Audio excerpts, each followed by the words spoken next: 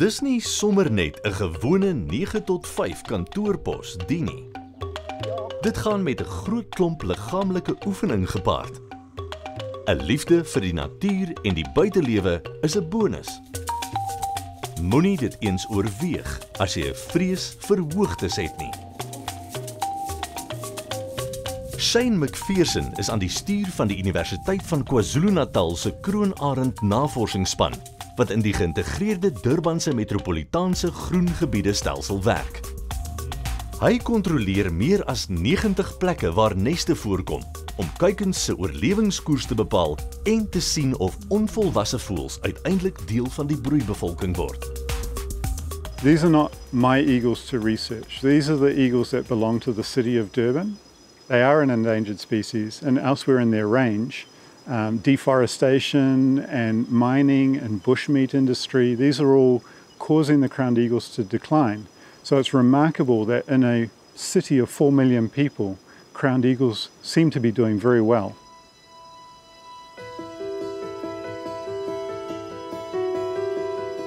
Maar die voëls maak dit nie juis vir hulle maklik om die navorsing te doen nie. One of the toughest challenges with crowned eagles is that they choose the biggest trees in the forest to nest in. Some of these trees are 60-metre gum trees. These nests are incredibly high, and most often in very thick forest, it's very difficult to see what's going on there. So it takes a certain amount of specific skills in order to carry out our research. Tree climbing requires certain rope techniques and a specialised skill. It's quite rare. Maar Shane is net die regte persoon om die avontuur en gevaar wat met die navorsing gepaard gaan aan te pak. Dis juis wat hom na roofvoëls toe aangetrek het. My first experience with raptors in particular, I managed to get a volunteer position on a PhD study researching New Zealand falcon.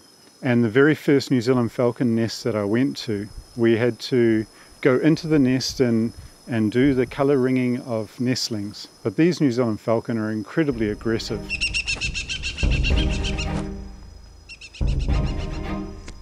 So I got smacked around the head a couple of times as she was defending her nest.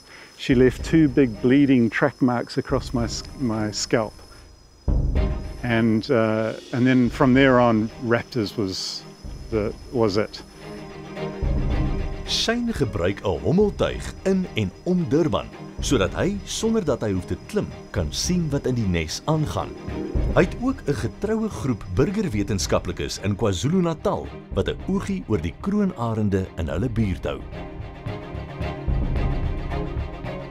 When Shane comes to the village to ring the chicks, the information he gives us is so easy and relaxed. And I feel that his dedication to this project is so wonderful because it will help the study of these birds and their longevity.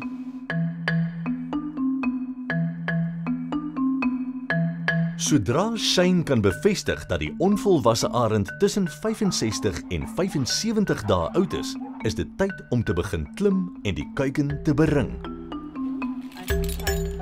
Nou vereis die navorsing spanwerk en Shane word deur Petra vergesel, wat ook 'n nadoktorale lid van die Fitzpatrick Instituut aan die Universiteit van Kaapstad is.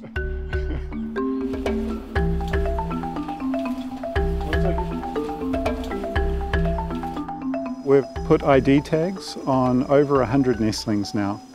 Accessing all those different nests, there's a great variety of personalities in those eagles.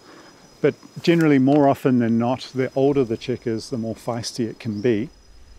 The perfect behaviour that we're looking for is when we access the nest and the chick just gets catatonic immobility, is what we call it, scared stiff.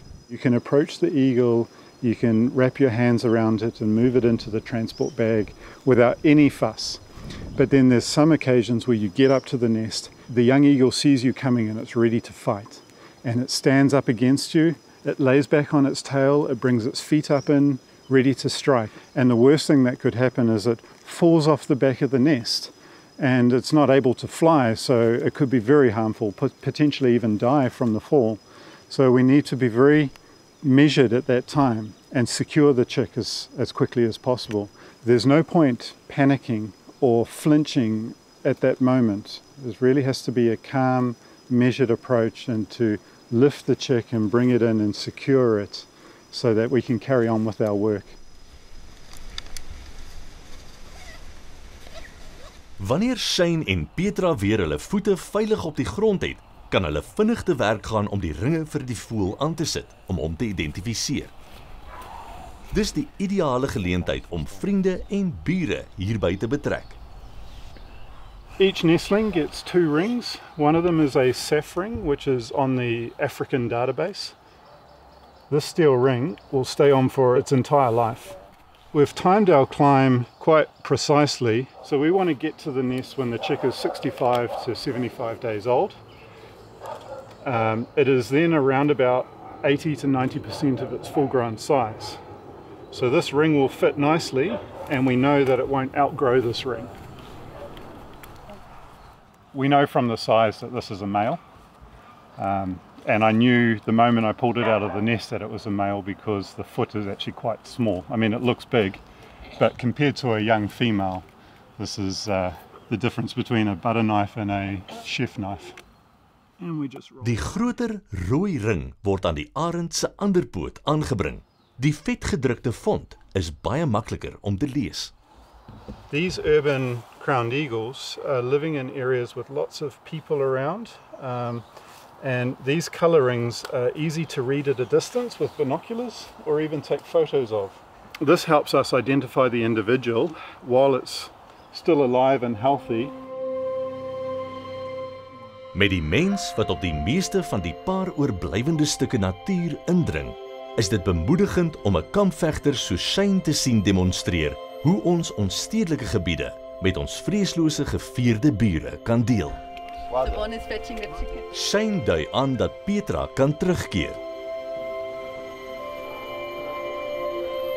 En nog 'n kuiken word by die projek se suksesstories gevoeg. Crowned eagles have this self-confidence, this awareness of themselves, and one always wants to have minimal impact. We want to learn about the birds, and to do that we have to invade their private space and their personal lives, and we hope that any stress that we cause on the birds is as minimal as possible, and that ultimately what we learn helps conserve the population at large.